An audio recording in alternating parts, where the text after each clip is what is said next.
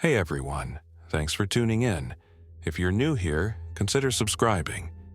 It really helps keep these stories coming. And while you're here, let me know in the comments where you're listening from.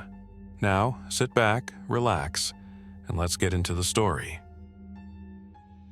I never expected to lead anything after the first month. That was for people who liked speeches and big ideas.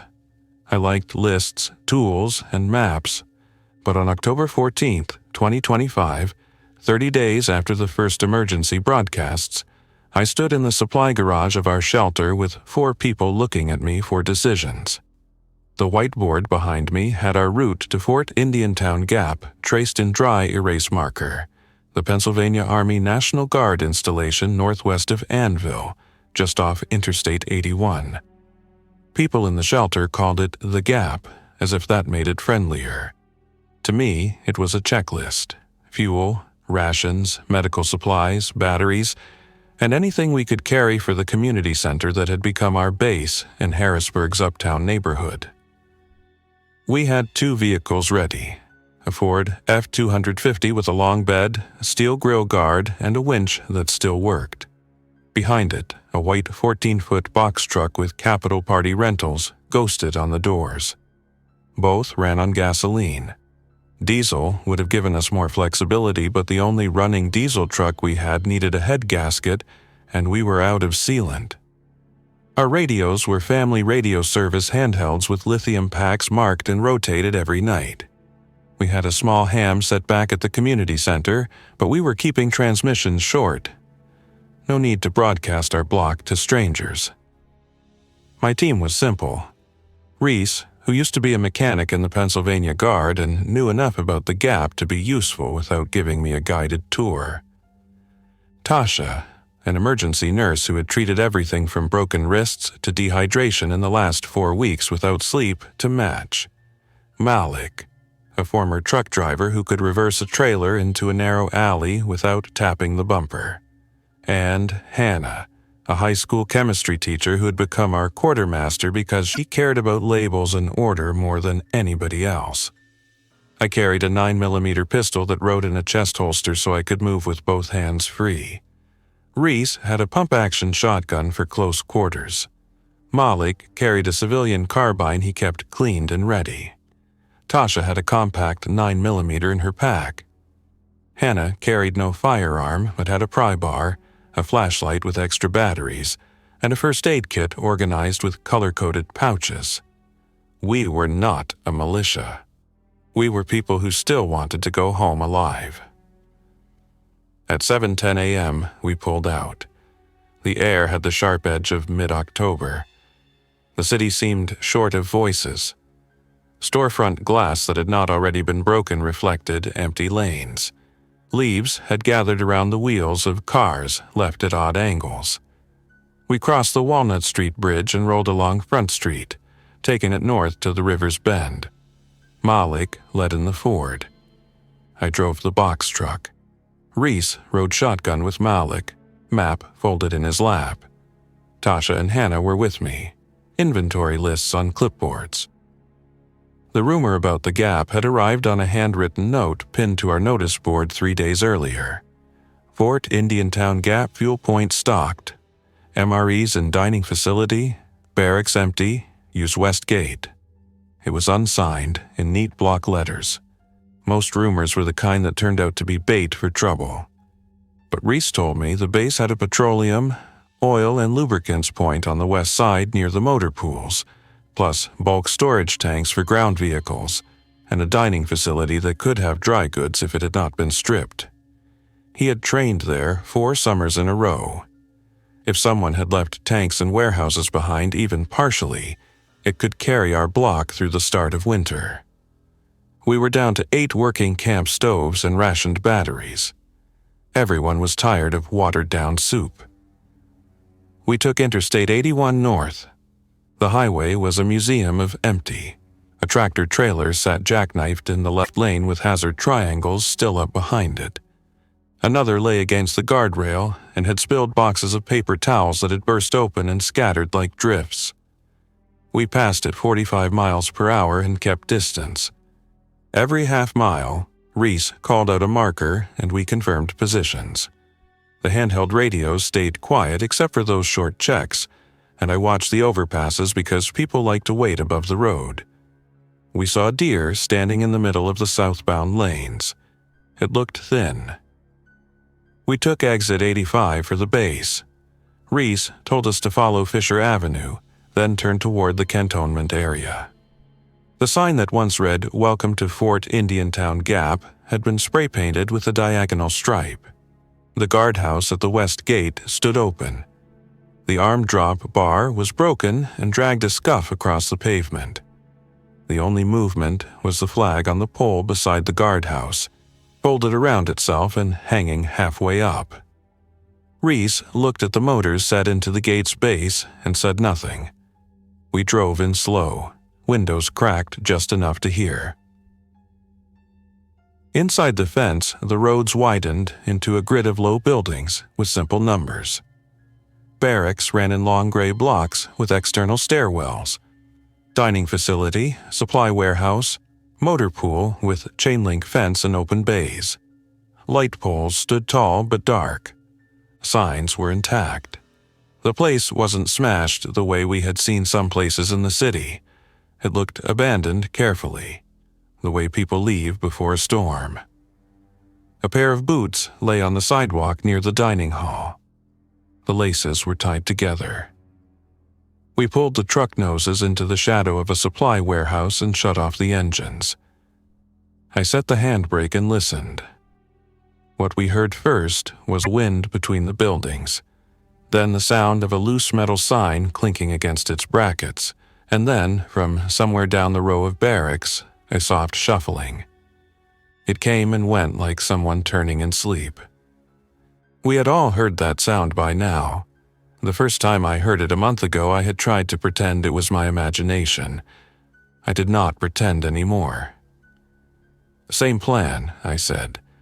Reese and I checked the motor pool and the fuel point. "Malik, you watch the vehicles. Keep the doors locked and the keys in.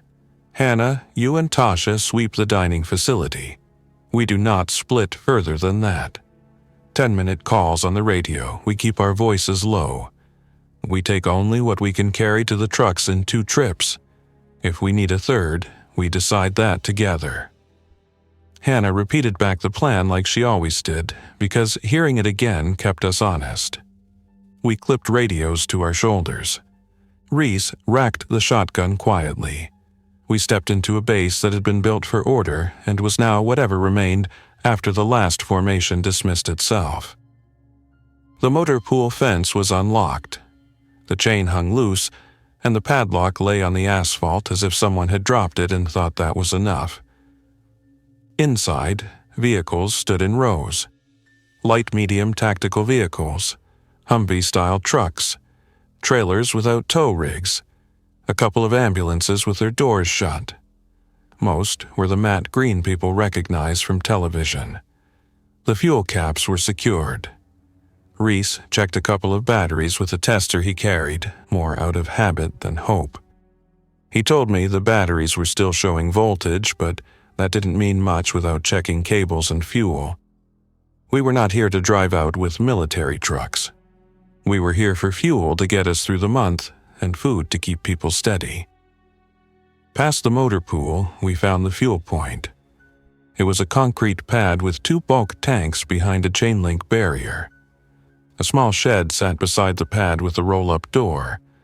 A laminated emergency shut-off diagram was fastened to the wall.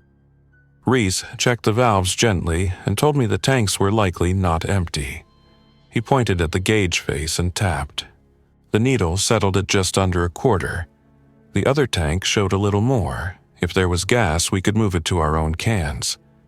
We had brought 6 5-gallon containers, 2 siphon hoses, and a manual transfer pump.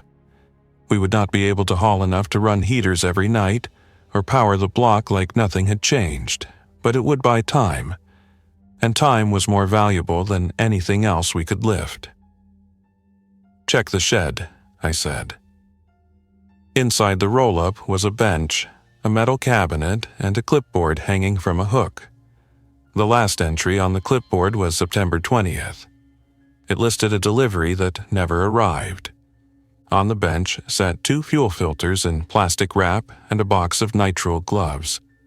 Reese pocketed the gloves and filters. He shook the cabinet door lightly and opened it. There were hose gaskets, a manual, and a fire extinguisher with a green indicator. I took the extinguisher. Nobody had touched this place since the week the broadcast changed their tone from shelter in place to assist authorities if instructed. Then the broadcasts went to repeating loops and lost the hour markers. We heard a sound like a heel scuff behind us. We both turned. A man in a torn uniform stood at the edge of the pad inside the chain link. He was older, maybe 50, with gray bristle along his jaw. His eyes were open but not focused. His head tilted slowly as if he were testing the air. The way his hands hung told me everything. Reese kept the shotgun low. "Do not shoot," I said softly. "We are not drawing a crowd." The man leaned his shoulder against the fence and slid along it. His fingertips traced the wire. He was silent except for that cloth-on-metal sound. When his hand bumped the gate latch, he flinched and then started to push. Reese put a hand on the gate and held it still. The man pushed in a slow, steady rhythm like a person trying to remember how doors worked. Reese took a step back, and the gate pushed closed again under its own weight. We moved out of his space and into the shed, then back out around the far side of the pad. The man kept sliding along the fence, searching. The dead did not speak. They made breathing sounds sometimes when they moved, but this one didn't. We walked in the other direction and left him to the fence. At the 10-minute mark, I checked in with Hannah. She whispered that the dining facility's front doors were propped open with a chair. Inside, there were plastic-wrapped cases along the back wall with labels for pasta, rice, canned fruit, and vegetables. Many were open. Some were still sealed. A whiteboard behind the service line read, "DFAC closed until further notice. Stay with your unit." In the corner, a jacket hung from a hook with a name tape. Tasha had found a box of nitrile gloves, a case of instant oatmeal packets, 2 crates of powdered sports drink mix, and a stack of gallon zip bags. She had also found a first aid cabinet with burn gel and bandages. There was a smell that was not fresh but not unsafe. No ovens were left on. The walk-in refrigerator doors were open and empty. She had seen 2 men like the one we saw at the fuel point standing in the back hallway near the restrooms. They didn't react when she and Hannah stepped back behind the counter and moved out. The plan stayed the same. We moved to the supply warehouse near the loading dock. The roll-up door was down, but the personnel door to the side was wedged open with a broken hinge. I looked for signs of other visitors. There were footprints in the dust, but not many. A coffee cup sat on a crate near the door with a clear ring where liquid had evaporated. Reese pointed at a set of boot prints that went in and out. They were heavier on the way out. He said someone had carried weight. The sun cleared the barracks rooftops and lit the warehouse in a long stripe. Inside, we found more ration boxes and some cleaning supplies. Hannah was going to like this. There were also batteries. Not many, but enough to matter. D-cells, AA, AAA, and a half case of 9 volts in a sealed carton. We swept the place with our eyes and kept our hands off anything we couldn't carry immediately. I took a moment to write on my clipboard. Warehouse, rations, cleaning supplies, batteries. Rack 3, row B. We would not remember everything later. I had learned to write down what my brain insisted I would never forget. At 8:02 a.m., a new sound cut through the quiet. Not wind, not the clink of sign metal. It was an engine, low and controlled, somewhere toward the airfield. Malik came over the radio. 2 pickups on the far side, east, white and blue. One has a cage in the bed. They're moving slow. We stopped moving and listened. The engine sound grew and then fell, as if someone was easing around corners without touching the brakes hard. Reese and I crouched behind a wall at the corner of the warehouse and watched down the long alley formed by 2 barracks blocks. Across the base, I saw movement between the cinder block buildings near the airfield side, a person in a dark jacket with a red cap, then another person with a blue hoodie and a tool belt. They moved in a line, sweeping the alleys with their eyes the way we were. This was the problem with rumors. If we heard them, others did too. "Stay with the plan," I said. "No contact unless they make it. We work faster and stay light." We hauled our first loads back to the trucks. Cases of rice, canned fruit, vegetable oil, and a box of powdered milk. We stacked them in the box truck and secured them with ratchet straps. Hannah kept a tally. Malik had backed the Ford as a shield between our vehicles and the main lane, nose pointed toward the gate for a quick exit. He sat behind the wheel and watched with the window down and the radio clipped where he could grab it. When I stepped to the Ford, he said he had seen 3 people near the airfield and 1 more at the dining facility. The guy near the dining facility had tried the door, then moved on. No shouting, no running, no rounds fired. Everyone was trying to be quiet. That made them more dangerous.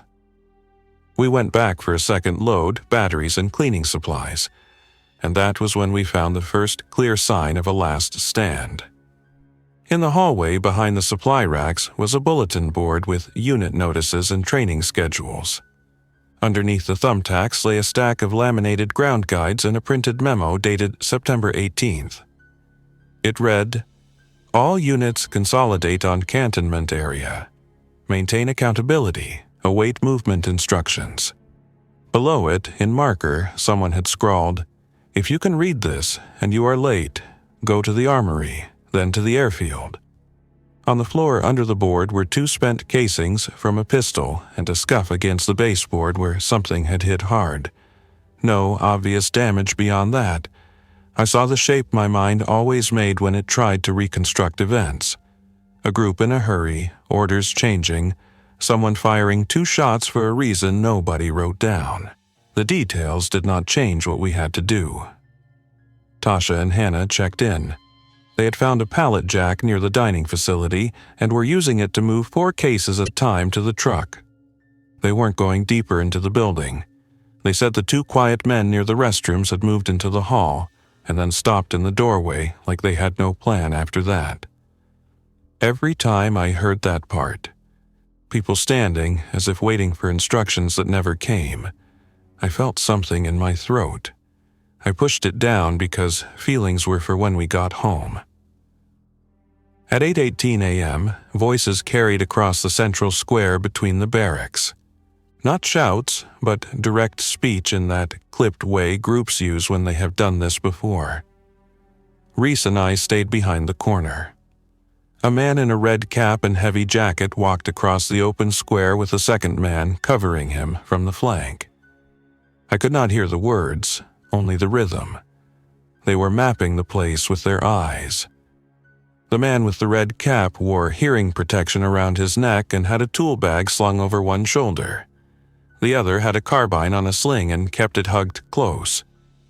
They looked ordinary and competent. That combination was the reason to avoid them. We waited, and they passed into the alley toward the fuel point. I touched my radio and said, "We are going to adjust. Malik, watch the fuel point. 2 at least are headed there. We'll move toward the dining facility and keep our loads moving. No contact unless we can't avoid it." "Copy," Malik said.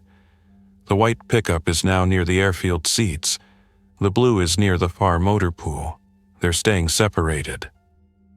We rerouted, hugging walls, moving across open space in short trots with our eyes up. Hannah had drawn a line on her clipboard that said 2 trips only, and I had agreed. The plan was everything. If we stuck to it, we had a chance. If we expanded the plan because we got greedy or spooked, we would stay too long and learn what happens to people who do that. The dining facility's loading dock had a ramp. The pallet Jack Hanna had found had a sticky wheel but worked well enough. We slid cases onto it and guided it to the truck with a steady push. Tasha kept glancing at the far hallway. We had closed the propped doors to reduce sight lines. The air here held that old cafeteria smell of cleaning chemical and cardboard. On a counter near the serving line, a clipboard listed meal counts for Unit A, Unit B, then a line that said Consolidated. 2 names were scribbled next to it. Underneath, someone had drawn a square and put a star in the middle. On our way out for the second pallet, we found the message I keep seeing when I close my eyes. It was on the back wall near the soda dispensers, written in thick marker in neat, sharp letters. We tried to hold the corridor to the armory. We lost 6. If you're reading this and you can get to the airfield, go. There's a bus with keys. Hester. Below that, taped to the wall, was a folded map of the cantonment area with a line drawn in red from the dining facility to the armory and then to the airfield. The route hugged buildings and cut through a parking lot I recognized from our way in. It avoided the wide central square where the red cap man had crossed. On the map next to the armory, someone had written, "Locked. Code changed. Use maintenance hall under DFAC." "Does that exist?" I asked Reese. He nodded. "Service corridors. I've used them for moving supplies. They run behind the kitchens and utilities. If the armory door had power and they locked it, maintenance might have a back way. If power died, most locks default shut." "I don't want the armory," I said. "Neither do I," Reese said. "But others might." We loaded the second stack into the truck. Hannah tied the strap, and I could see her doing the same calculation I was doing. We had enough on the truck now to make the risk worth it. We could leave with what we had and be all right for a while. The fuel would extend us. The batteries would help. The cleaning supplies mattered more than I had appreciated before all this. But there were still shelves of dry goods and a half pallet of canned protein in the warehouse we had not touched. There was also an engine sound growing closer, and a different shuffle behind it that wasn't the wind. Then the radio popped. Malik's voice came through tight and low. "We have contact at the fuel point, 3 of them. They saw the gate latch and are trying to open it. They have siphon hoses and a manual pump. One of them wears a red cap." "Stay in the cab and stay unseen," I said. "Do not let them see we have 2 vehicles if you can help it." "Copy." I looked at Reese. He looked back at me, and then at the dining facility doors we had closed. "We can't control the base," he said. "We can control our timetable." "Agreed," I said. "One more load, and we leave." Hannah opened her mouth to argue, not to get more, but to take less. She closed it and nodded once. Tasha tightened the strap on the cases and dropped her shoulders. We returned with empty hands to move one more pallet out, and that was when the first of the quiet men in uniform from the dining facility hallway stepped into the serving line.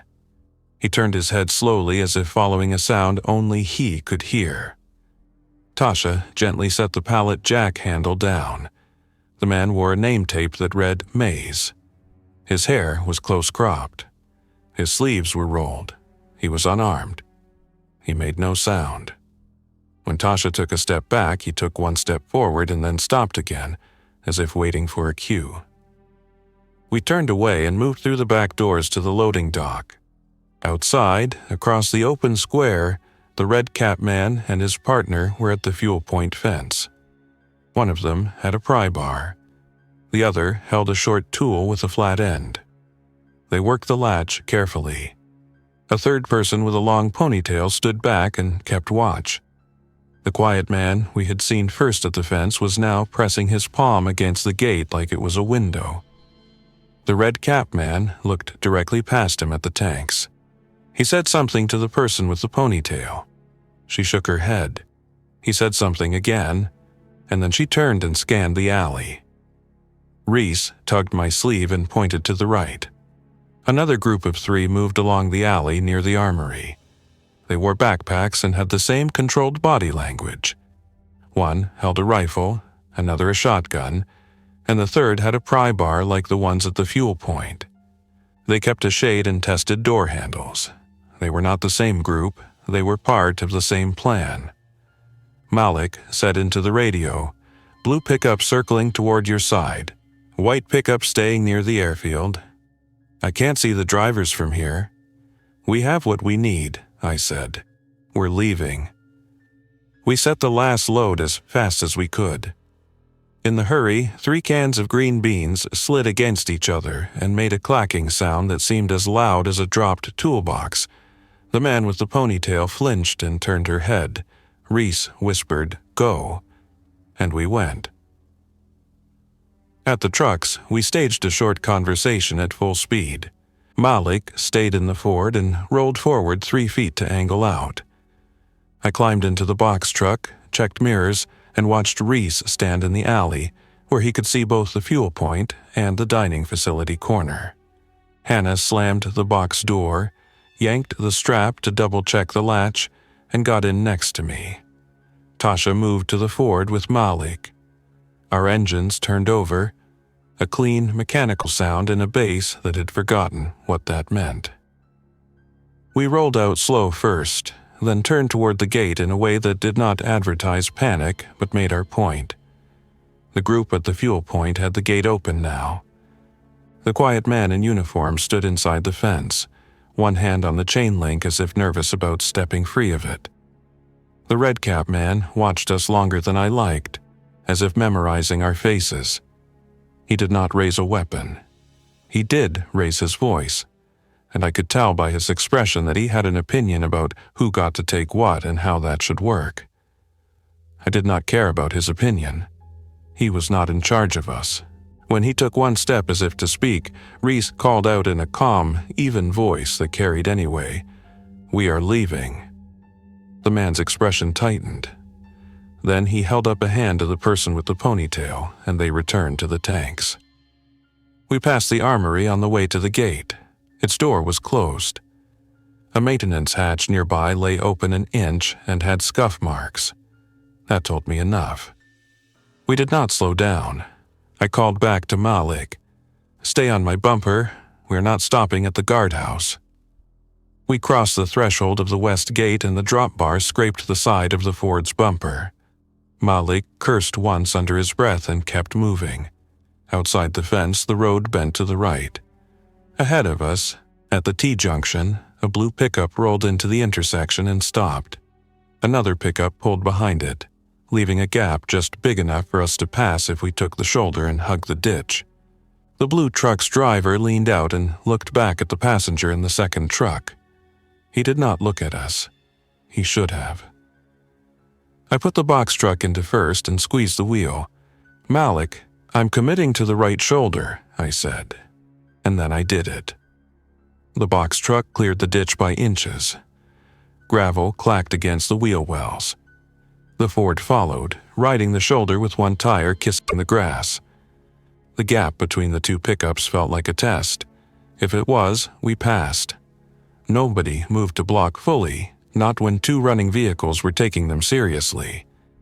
We cleared the space and turned onto Fisher Avenue. I checked the mirror. The red-cap man stepped into the road behind us and lifted his chin like he wanted to remember. I let him. On the way out to the highway, we stayed under the speed limit and watched the mirrors.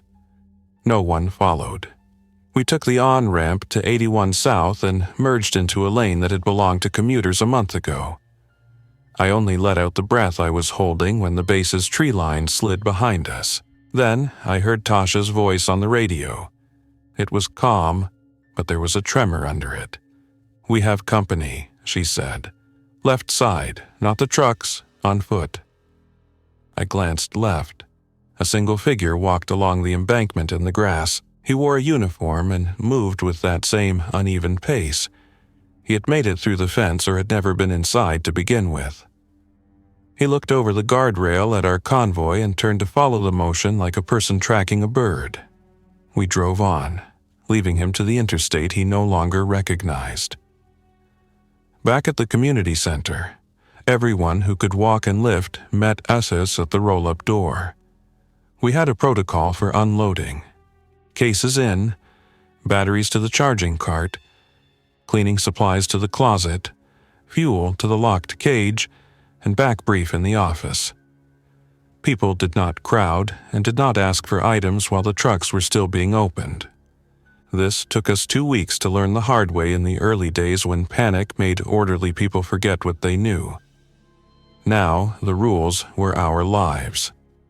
We got the loads onto the floor in rows. Hannah counted out loud and wrote the numbers on the board by the roll-up. I set the fire extinguisher on the shelf near the door because I wanted to reach it in a hurry if someone knocked over a heat source. We moved through the drill like we had always done this. That was how I knew we were different now. When the trucks were empty, I closed the door and we met in the office. The office had been a computer room. Now it was our planning space. A map of the region was pinned to the corkboard with colored pushpins marking known hazards and known resources. A string ran from the community center to a drawing of a fuel pump on the west side of the gap. I added a date to the note under it. Visited October 14th. Tanks not empty, others there. I wrote dining facility, partial stocks, batteries at supply, evidence of last stand, dining facility wall note, armory sealed. Then I wrote the part I didn't want to write. Rival scavengers arrived during operation. Organized, multiple vehicles. Professional behavior, no shots fired. We recorded what we saw because it mattered. Maybe the next group that went up would need to know. Maybe we would go back if the risk still made sense. The board wasn't just for us. It was for anyone who came after. Tasha sat and drank water with both hands wrapped around the bottle to keep them from shaking. She said the note on the dining facility wall was written by someone named Hester. She hoped writing the name would mean something to someone. I told her it meant something to us. It meant the base had tried, that people had organized and made a plan, that they had left instructions for those who were late or lost. It meant someone had cared enough to write the route to the airfield and to mark a bus with keys. It meant that even in the end, someone was still doing the job. Reese said there were at least 2 groups working the base, probably with a shared plan. He said the pickups were part of that plan, the way they blocked without fully blocking. He said he had seen them use hand signals that were clean and practiced. He believed they would return tomorrow and the next day until the base had nothing left worth lifting. He said if we returned, it should be on a different route and for a different target, or not at all. Malik said nothing for a while. Then he said the gap between the trucks at the gate was the kind of trap drivers make when they want to test your nerve. He said he'd seen it used in cities before all this, when people wanted to see who could be pushed. He said it worked on most people. He said it worked on him once. I told him that was why I said we were committing to the shoulder out loud. We made decisions out loud. That way, panic could not edit them. Hannah read from her clipboard, adding up totals and notes. She said we had enough rice and canned vegetables to extend our food plan by at least 2 weeks at current head count. The powdered milk would help with children and those who needed softer calories. The cleaning supplies would help prevent illness. The batteries would give us radio time and light. The fuel would go to the generator only for charging and medical needs, not for comfort. She said we had stayed on mission and had not gotten pulled into an armory fight we did not need. She said that last part twice. We ended the briefing with a simple question. Did we go back? Reese said no for at least a week, and then only if we had a specific target and could do it without crossing the same ground. Hannah said we had enough to focus on winterization now, insulating windows, organizing sleeping spaces, checking roofs. Tasha said she would go where I told her to go but thought the base was going to be busy with people who were not us.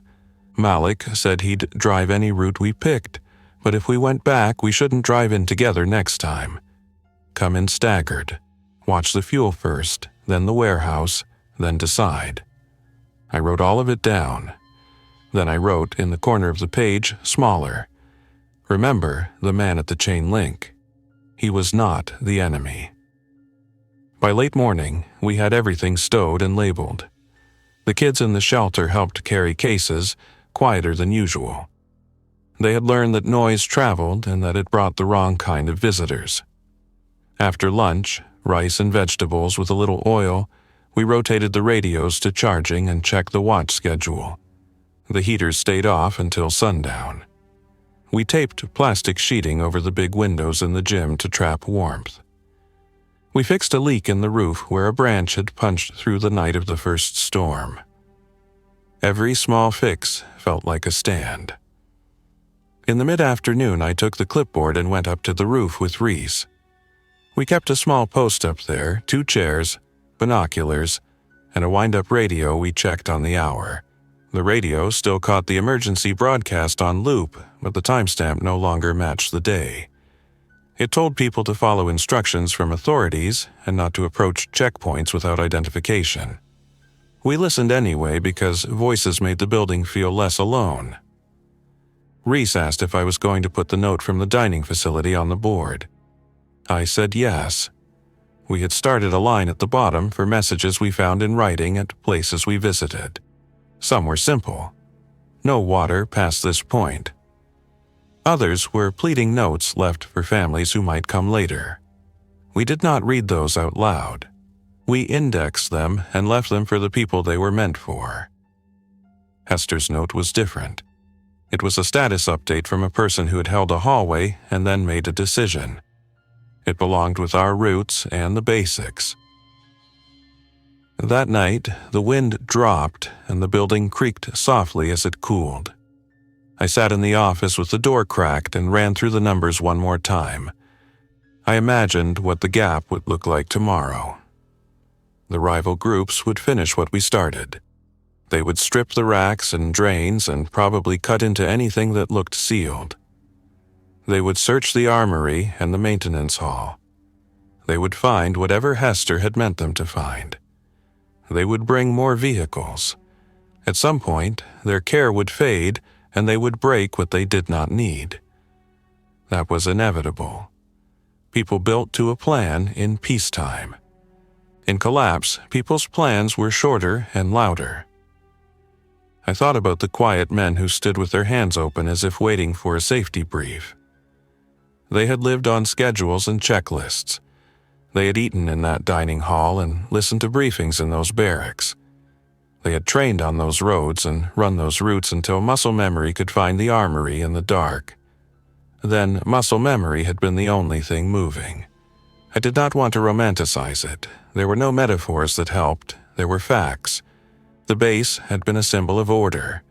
It was now part warehouse and part cemetery of routines. We were not there to take a souvenir. We were there to keep people warm and fed for another 2 weeks. At 9:15 p.m., I walked the corridor one more time. People slept in rows now, heads toward the hallway, feet toward the windows. We had learned it was easier to wake and move out if everyone faced the same way.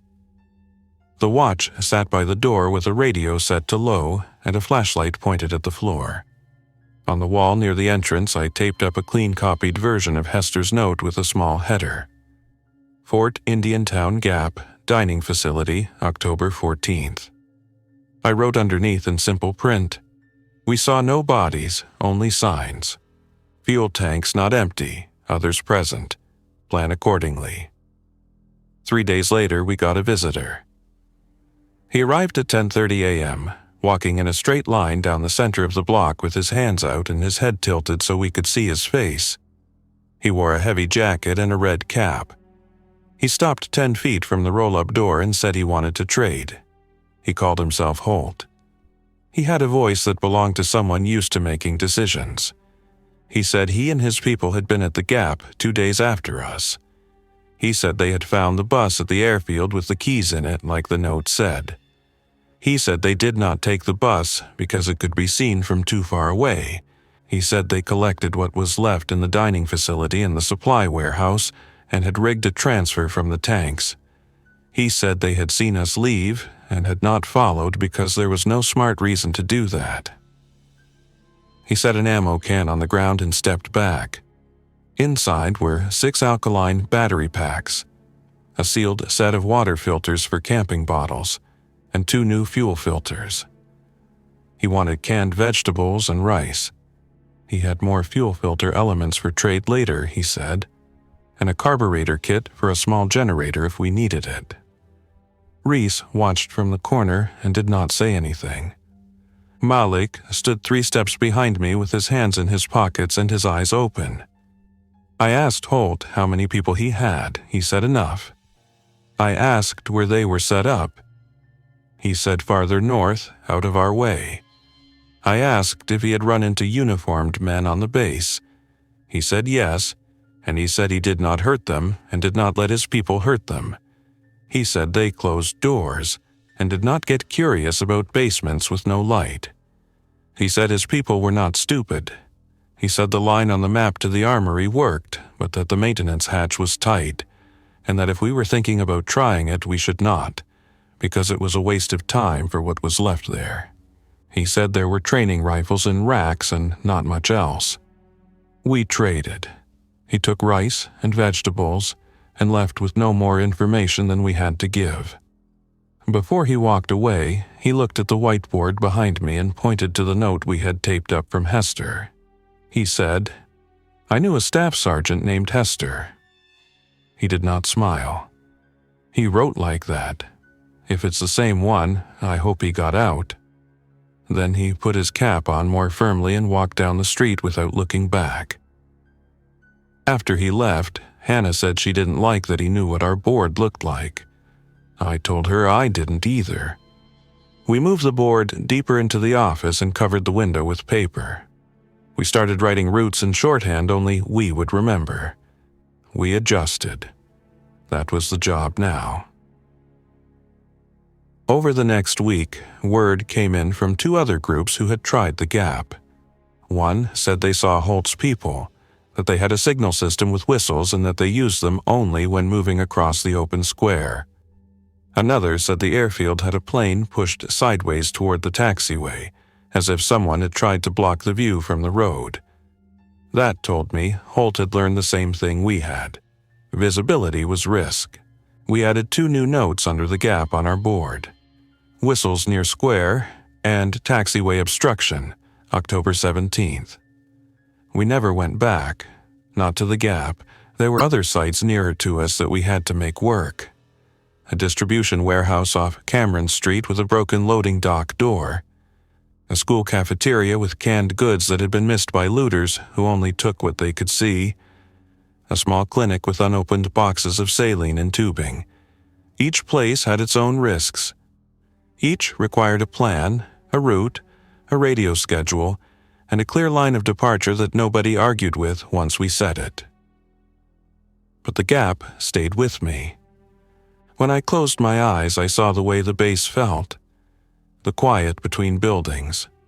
The sound a piece of metal made when it tapped loose in the wind. And the way the quiet men stood in doorways like they were waiting for a briefing that was never going to happen. I remembered the careful handwriting on the wall telling late arrivals how to move and what to do. I remembered the rival scavengers working the fuel point with the same patience we had used. None of us were heroes. We were people carrying boxes and counting batteries. We were the kind of people who make schedules and then keep them because that is what keeps a building warm. On the 30th day after the start, we went to an abandoned military base and came home with food, batteries, and a reminder that other people were trying to do the same thing without turning it into a war. We crossed paths and did not make it into a firefight because there was no gain in that. We left the base to the next group and brought back what we could carry. We taped a note on a wall that said what we had seen and what we had not. We kept children warm for 2 more weeks. Sometimes the win is not dramatic. It is a list with check marks and a hand that is steady when it writes a date on a board. A month later, a guy from Allison Hill stopped by with a question about routes. He'd heard we kept a board. He had a rumpled map and a bag over his shoulder with rope and a flashlight. He still used a calendar watch. He asked if the gap was worth the risk. I told him what we found and what we didn't. I told him about the fuel tanks and the dining facility. I told him others would be there and that he should avoid the central square and not get curious about the armory unless he had a specific reason. I told him that if he saw a note in neat, sharp writing with a name under it, Hester, he should leave it up. He asked me why. I said because it helps to know someone tried to keep it orderly for one more day. We still keep the whiteboard. The dates change, the routes change, the groups we trade with change, the items people need change with the season. But the basics remain. We plan the route. We move fast. We speak softly. We write it down. We leave messages for those who come later. We do not chase ghosts in armories. We take what keeps people alive.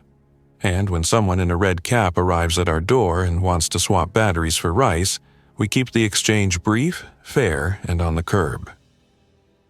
I led a supply run into an abandoned military base 30 days after the outbreak and came back with more than crates. I came back with a clearer idea of what this is now. It is not glory. It is fuel gauges and pallet jacks, and knowing when to say we are leaving and mean it. It is remembering names on walls and understanding that the places that used to mean safety now mean work. It is knowing that the quiet men at the chain link are not stories. They are markers, like mileposts, along a road we did not intend to travel but have to walk anyway. We do not have to like it. We only have to keep going, together, with our lists and our check marks and our radios turned low. That is how we keep this building warm when the wind slides around the corners and the leaves pile against the wheels of the trucks that still start.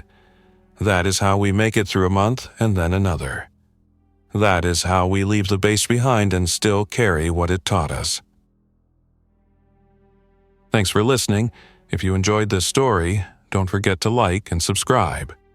Your support keeps these creepypastas coming. Until next time, stay alert, stay safe, and never ignore the feeling that something is watching.